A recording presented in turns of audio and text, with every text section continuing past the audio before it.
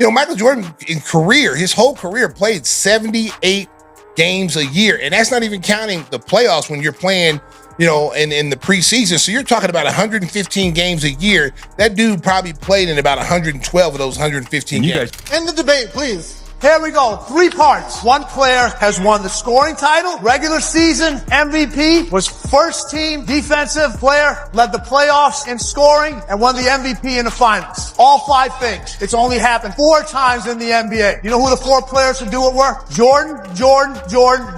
Michael never set out games. If Michael set out a game, he made sure he played at least 25 minutes so you saw him play. Whether it be preseason, he didn't miss any regular season games. But during preseason where most stars sit out. LeBron daring to believe that more than 2 decades of up and down play can stand beside over a decade of unmatched supremacy is bold on another level. And now one of Michael Jordan's championship teammates has dropped a single explosive truth that completely shakes the GOAT discussion, leaving LeBron supporters stunned and scrambling for answers. So I'm not coming from a biased position where I'm just like, oh, that was my era, so I'm being biased. No, my eyes don't lie. I know what I've seen. And as great as LeBron is, and he's fantastic, but he ain't fucking with MJ.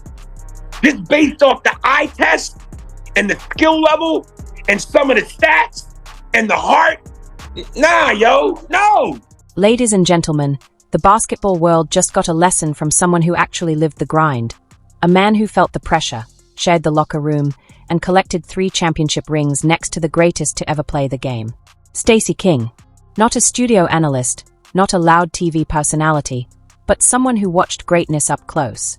And he just delivered one of the harshest, clearest reality checks the GOAT debate has ever seen. I think it's misinformation. I think they want to control the narrative to make it look like this generation's players are superior. I mean, you look at the Hall of Famers that are in that era. And his words are enough to send every LeBron supporter into panic mode, wiping their timelines clean. Because the truth is unavoidable, the stats are undeniable, the resume is loud, and the legacy practically shouts on its own. Stacey King's statement has the entire basketball community buzzing. What LeBron is doing in 20 years, MJ accomplished in 13. 13 years.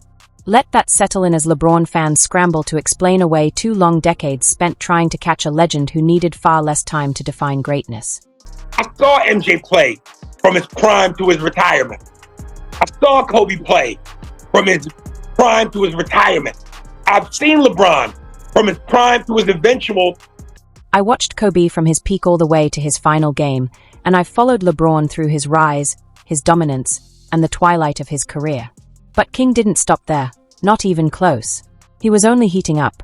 He made it clear that LeBron James will always be remembered as one of the greatest talents the game has ever seen. Yet he insisted it's time to shut down the GOAT conversation once and for all.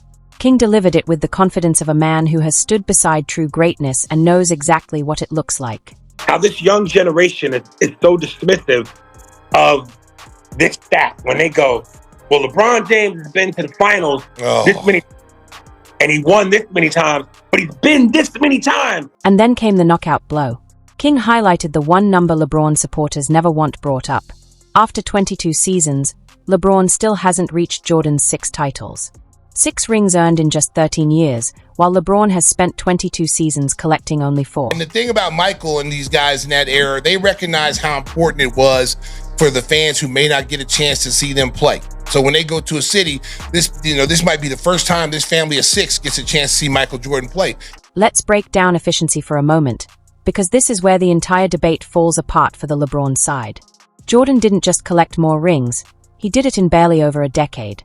In those electrifying 13 seasons, Michael Jordan captured 6 NBA titles, secured 6 Finals MVPs, earned 5 league MVPs, made 14 All-Star teams counting his Washington stint, piled up more than 32,000 points, and, by the way, stepped away for 2 full years to play baseball. Jordan or LeBron? Who's the GOAT? I low-key think Mike's so competitive, bro. Mike could come out of retirement right now to play Bron and do it. Do you know what Michael Jordan had to deal with, bro? He can go over his finals opponents. You tell me who lost. The Heat played a Thunder team with Kevin Durant, Russell Westbrook, and James Harden in the finals. I like how you say. Who was going to guard Mike on that Thunder team? James Harden. So you mean to tell me he's so cute. You think Meanwhile, LeBron required 22 seasons, 22 long years, to put together 4 championships and 4 finals MVPs. The numbers just don't add up, LeBron fans. Your king needed twice the time to reach barely 2/3 of what Jordan achieved in a far shorter span.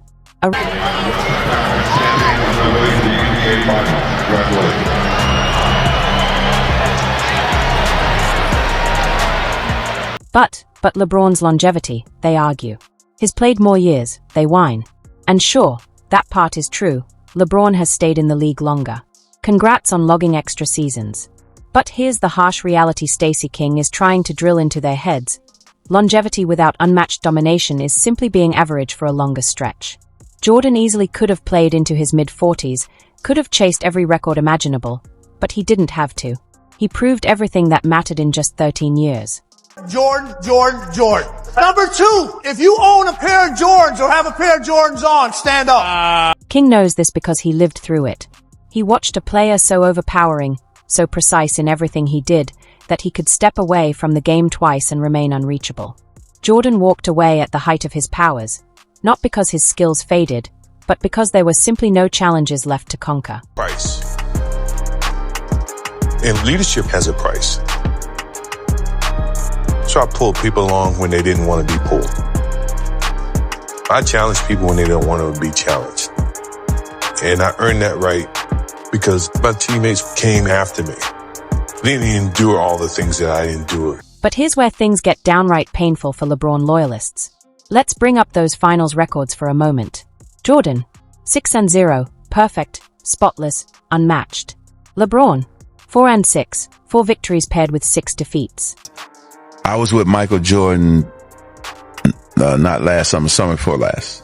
We ran into each other in Europe.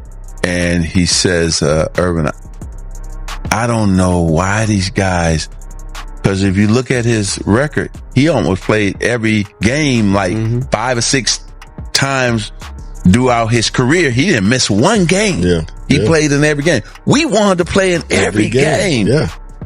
Pat Riley or our trainer, Gary Beatty, had to make sure that they said, no. B, don't put on your uniform. Don't come sitting on that bench because you would want to play because you want to play for your guys and with your guys. Stacey King saw firsthand that Jordan simply never faltered when everything was on the line. 6 trips to the finals, 6 championships, 6 finals MVPs, no game 7s, no late-stage meltdowns, no taking my talents drama. Meanwhile, LeBron has dropped more finals than his claimed, reaching the big stage 10 times but walking away defeated in 6 of them. That's not GOAT material, that's coming up short when the pressure peaks. Jordan never allowed his rivals the thrill of beating him on the sport's grandest stage. Not once. Michael never set out games.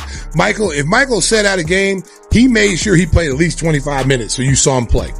Whether it be preseason, he didn't miss any regular season games. But during preseason where most stars sit out, he played. I mean, we played in Lincoln, Nebraska. We played in Sioux Falls. We played in some small venues to get the people who may not be able to get to a big city to see us. We go into those places and play. And most star players, I'm not playing in Lincoln, Nebraska. I'm sitting out. You know, Michael would play first and third quarter, 24 minutes to let people see, because he recognized, and Kobe's the same way, that this might be the only time that they're able to afford to see me play. And I want to make sure I put on a show. These guys nowadays, they don't look at it that way. The fans pay these enormous, these crazy salaries. The fans, you owe the fans everything you got. But championships are just numbers, right? Wrong. Stacey King recognizes something box score obsessives always miss: cultural impact. Jordan didn't just compete on the court. He rose beyond the game itself and became a global force. I was a big Michael Jordan fan. I had a poster of Michael Jordan on my wall. So when I would go to the game, I would actually rub the poster. And I'd go out and score 30, 40. And so I always attributed touching MJ's poster brought me luck. So then I get drafted by the Bulls. So my first game, I felt like I didn't need the poster anymore. In just 13 years, Jordan rose to global superstardom, turning the Chicago Bulls into the most recognizable sports franchise on the planet. He transformed basketball into must-watch entertainment and built a brand so massive that his sneakers still outsell every current player's signature line combined. Meanwhile, LeBron has spent 22 seasons trying to match that level of cultural pull, and he's still nowhere near it. Jordan's impact stretched far past the hardwood, past sports entirely, into worldwide culture. Space Jam wasn't just a film. It became a cultural milestone that introduced Jordan to millions of kids who had never even seen him play live.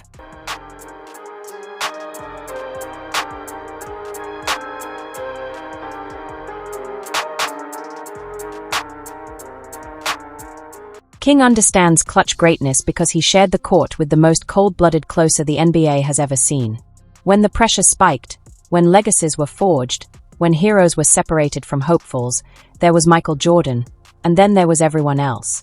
The shot over Craig Ello, the legendary flu game, the iconic shrug in Portland, the final dagger in Utah, Jordan delivered every single time the moment demanded it. Favorite part about playing with Mike? Knowing that every time you walk into an arena, it's going to be packed. You know what I'm saying? And there ain't no better, y'all know. That's dope. Y'all know. And knowing that it was like with being with the Beatles or somebody, man, that every place you go, we would drop MJ off. Meanwhile, LeBron, well, let's just say Dallas 2011. I had a question about the Bosch spacing, but because you just said that, was that the low point for you in your career? Oh, for sure.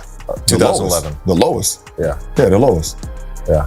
The lowest. LeBron fans love to bring up longevity, but the harsh truth is that lasting longer isn't the same as dominating, and that's exactly what Stacey King keeps hammering home. Jordan didn't need super team alliances, while LeBron has consistently surrounded himself with elite co-stars just to stay competitive. The Miami trio, Kyrie and Love in Cleveland, AD in LA, the list goes on. Meanwhile, critics claiming Jordan played in a weak era clearly forget about titans like Magic, Bird, Hakeem, Malone, Stockton, and Barkley, all legends who battled through a brutally physical league where every bucket was earned through contact. LeBron operates in the softest period in NBA history, where simple gestures draw whistles, yet he still needed 22 years to collect 4 rings.